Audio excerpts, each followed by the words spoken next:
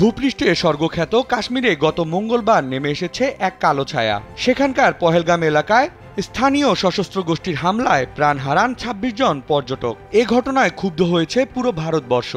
সাধারণদের পাশাপাশি শোক ও নিন্দা প্রকাশ করছেন বলিউড তারকারাও।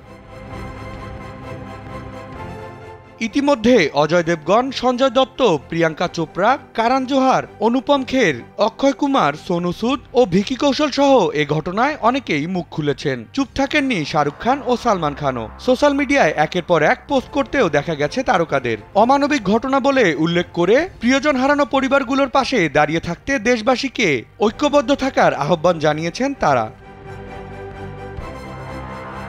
স্যান্ডেলিনা সো, রূপচর্চায় আভিজাত্য।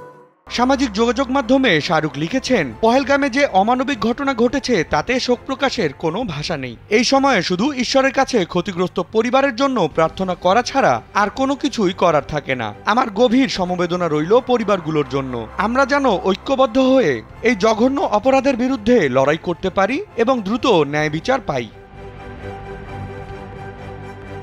এক্স অ্যাকাউন্টে সালমান লিখেছেন, কাশ্মীর পৃথিবীর স্বর্গ, যা বর্তমানে নরকে পরিণত হচ্ছে। নিরীহ মানুষদের টার্গেট করা হচ্ছে। নিহতদের পরিবারের জন্য আমার সমবেদনা। একজন নিরপরাধ ব্যক্তির হত্যা গোটা জাতির হত্যার সমান। অন্যদিকে প্রিয়াঙ্কা চোপড়া ইনস্টাগ্রামে এই ঘটনার তীব্র সমালোচনা করে লিখেছেন, পহেলগামে যা ঘটেছে তা অত্যন্ত নিন্দনীয়। কেউ ছুটি কাটাতে, কেউ মধুচন্দ্রিমায় সেখানে পরিবারের সঙ্গে গিয়েছিলেন। কেবল হয়তোবা কাশ্মীরের সৌন্দর্য উপভোগ করতে গিয়েছিলেন। এমন মৃত্যু মেনে নেওয়া কঠিন। আমি খুবই মর্মাহত।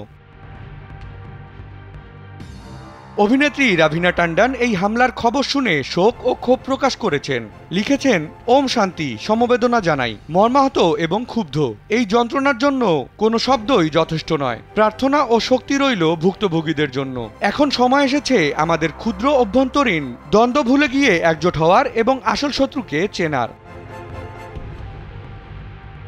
অক্ষয় কুমার সামাজিক মাধ্যমে এক পোস্টে ক্ষোভ প্রকাশ করে লিখেছেন, পহেলগামে ট্যুরিস্টদের উপর যে ভয়ঙ্কর সন্ত্রাসীবাদী হামলা ঘটল তাতে সবাই আতঙ্কিত।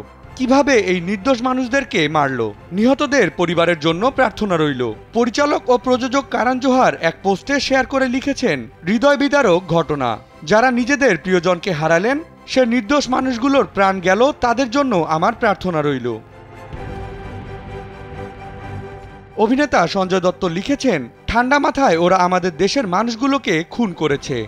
এটা ক্ষমার অযোগ্য, ভুলতে দেওয়া যাবে না। এই সন্ত্রাসীবাদীদের বোঝা উচিত অপরাধের শাস্তি কি হতে পারে। আমরা এবার চুপ থাকবো না, পাল্টা জবাব দিতেই হবে। আমি প্রধানমন্ত্রী, স্বরাষ্ট্রমন্ত্রী এবং প্রতিরক্ষা মন্ত্রীকে অনুরোধ করব, ওরা যেটা যোগ্য ওদের সেটাই ফিরিয়ে দেন। বিনোদন ডেস্ক, কালবেলা।